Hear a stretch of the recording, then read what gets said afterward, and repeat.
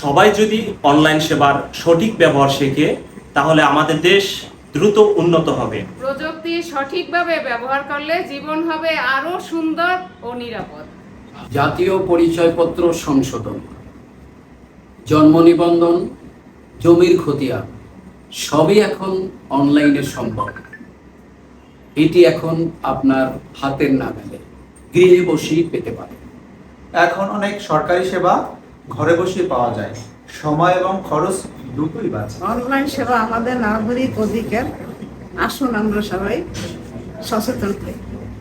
Digital সেবা সবাইকে সহযোগিতা করি যাতে কেউ পিছিয়ে না থাকি। অনলাইন সেবা মানে লাইনে দাঁড়িয়ে অপেক্ষা নয়, অনলাইন সেবা মানে দ্রুত সমাধান। শিক্ষার্থী, কৃষক, গৃহিণী সবাই ডিজিটাল সেবা নিতে পারে।